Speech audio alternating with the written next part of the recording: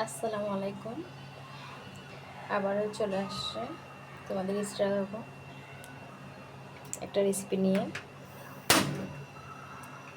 বাসায় বাঁধাকপি রান্না করবো আজকে আমরা। বাঁধাকপি ভাজি পোড়া পোড়া, যেটা রুটির সাথে খাইতে বেশি ভালো লাগে।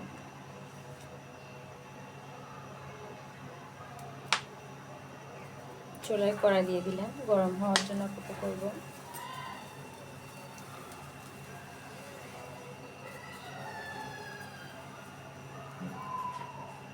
আমার কড়াই গরম হয়ে গেছে, আমি এখন তেল দিয়ে দিব পরিমাণ মতো।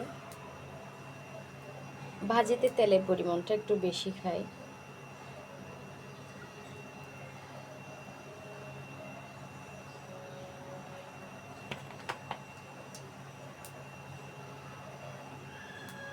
এখন আমি তেল গরম হওয়ার জন্য অপেক্ষা করব।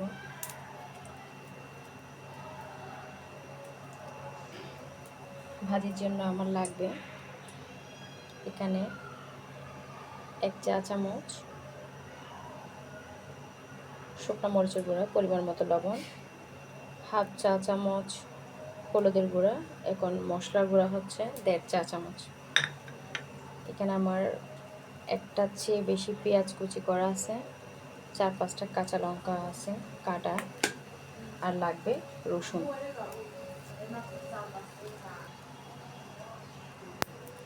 আমার তেল গরম হয়ে গেছে, দিয়ে দিলাম রসুন।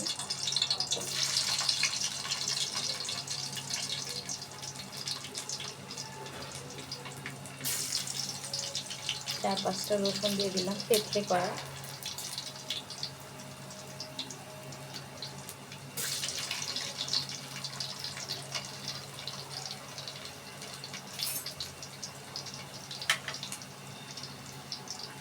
রসুনের কালার যখন ব্রাউন কালার আসবে, সাথে দিয়ে দিব আগে থেকে কেটে রাখা পেঁয়াজ।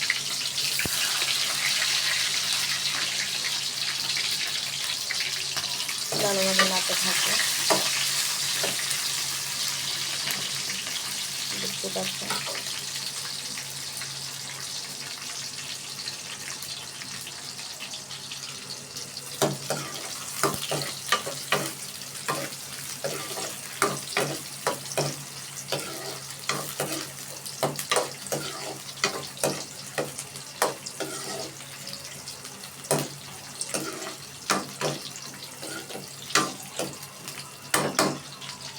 এখন আমি করবো কি,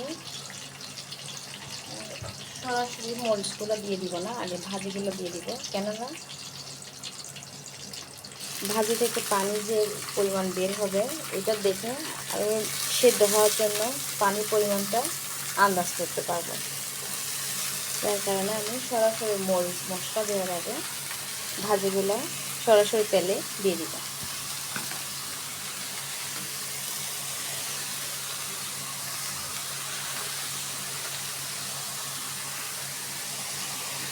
এটা আপনারা ভাতের সাথে, রুটির সাথে, পরোটার সাথে খেয়ে দেখবেন, অনেকটা ভালো লাগবে। একবার হলে বাসায় ট্রাই করে দেখবা কীভাবে রান্না করি।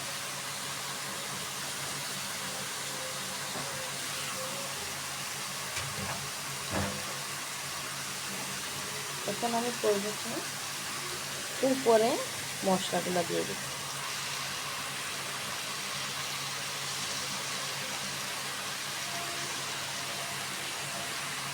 মশলা দেওয়ার পর আমি নাড়বো না, সরাসরি ঢাকনা দিয়ে দিব।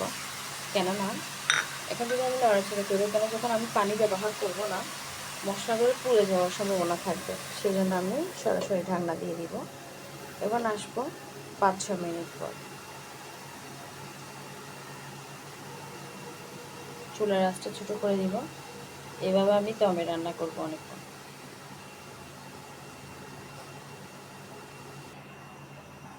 আবারও চলে আসলাম, দেখি আমার ভাজির অবস্থা।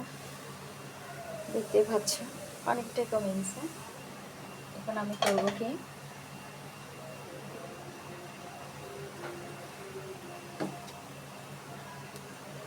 একটু ভালোভাবে নেড়ে দিব।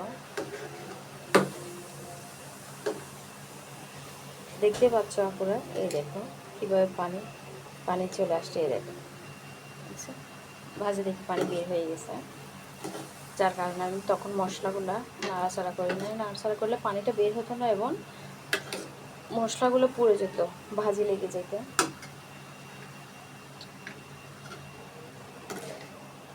তোমরা ভাজি রান্না করার সময় এইভাবে রান্না করার চেষ্টা করবে, তখন পানির পরিমাণটা বুঝতে পারবে।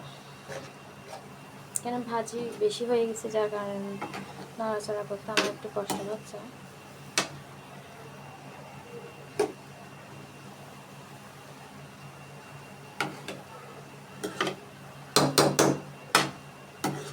কেন আমি কাঁচা লঙ্কার পরিমাণটা একটু বেশি দিছি, যার কারণে শুকনা গুঁড়াটা কম দিছি, হোয়াইট হোয়াইট লাগছে একটু।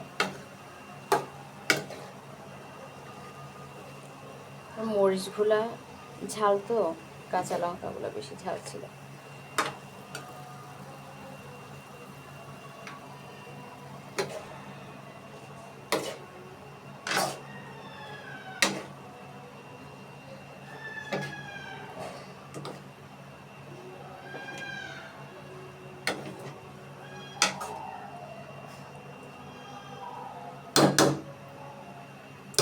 এখন আমি ঢাকনা দিয়ে রেখে দিব, আরও 5-6 মিনিট এভাবে রান্না করতে থাকবো।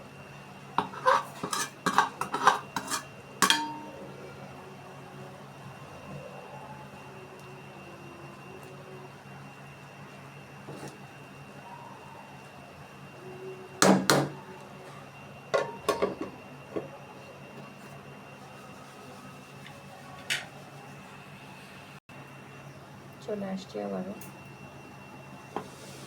6-7 মিনিট পর রান্না করে। আমার ভাজি প্রায় শেষ রান্না।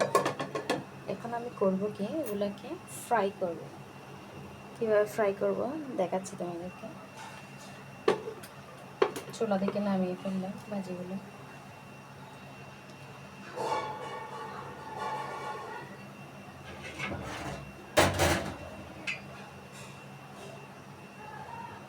এরকম আমি একটা তাওয়া বসিয়ে দিলাম। এমন একটা তাওয়া বসাতে হবে যেটা তাড়াতাড়ি গরম হয়ে যায়, সময় লাগবে না, একদম লাল লাল করে ফেলতে হবে।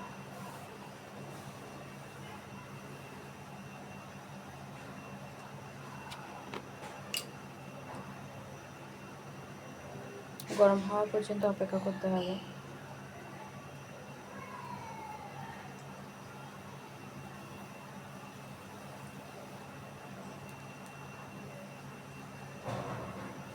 আমার তাওয়া গরম হয়ে গেছে, এখন আমি একটু করে তেল দিয়ে দিই।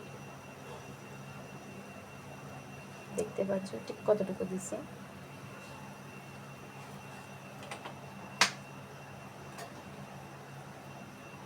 এখন আমি করব কি, তেল গরম হওয়া পর্যন্ত অপেক্ষা করব।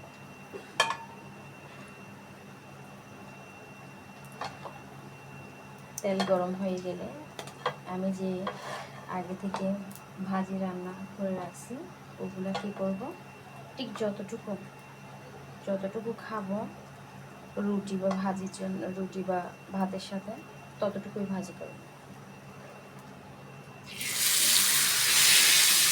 বাকিগুলো আমি নর্মাল ফ্রিজে বক্স করে রেখে দিব।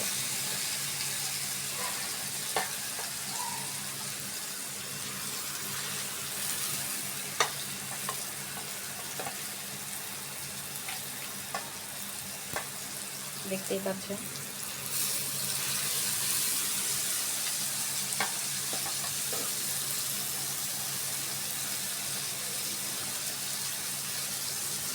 আমি হচ্ছে একটু খাবো, ঠিক আছে, আমাদের একটুকু হলে চলবে। এগুলো আরও কমে যাবে যখন আমি ফ্রাই করব।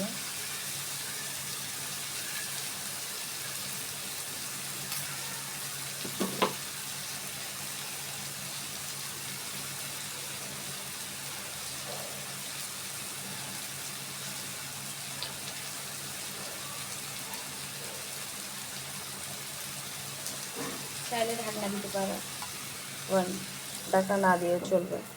একদম হাই হিটে আমি এভাবে রাখবো। এভাবে 2 থেকে 3 মিনিট রাখবো। 2 থেকে 3 মিনিট পর আবারও আসছে। 2 মিনিট পর আবার চলে আসলাম। দেখি এখন ভাজির অবস্থা। দেখতে পাচ্ছ পানি যা ছিল আগে সবগুলো শুকিয়ে গেছে।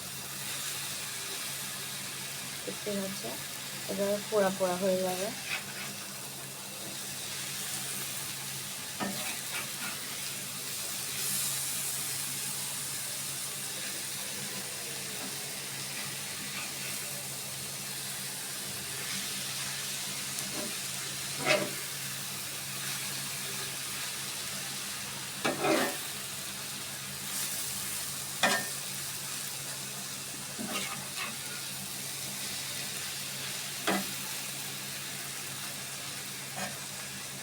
আরও 2-3 মিনিট এভাবে থাকবে হাই হিটে।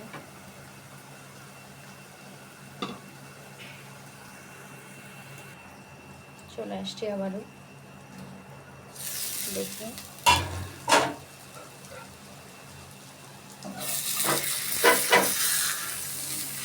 এই তো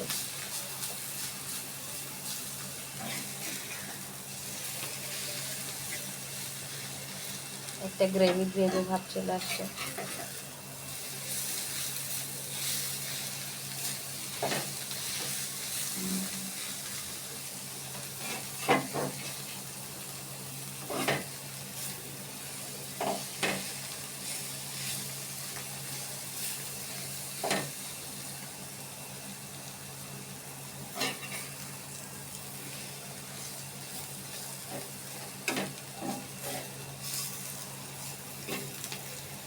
এভাবে ভাজি করে বাসায় একবার হলেও ট্রাই করে দেখবা।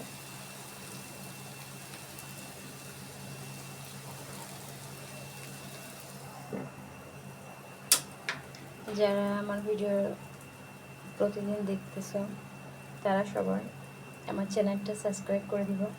ভালো থাকবা আর আপুর জন্য বেশি বেশি দোয়া করবা। আল্লাহ হাফেজ।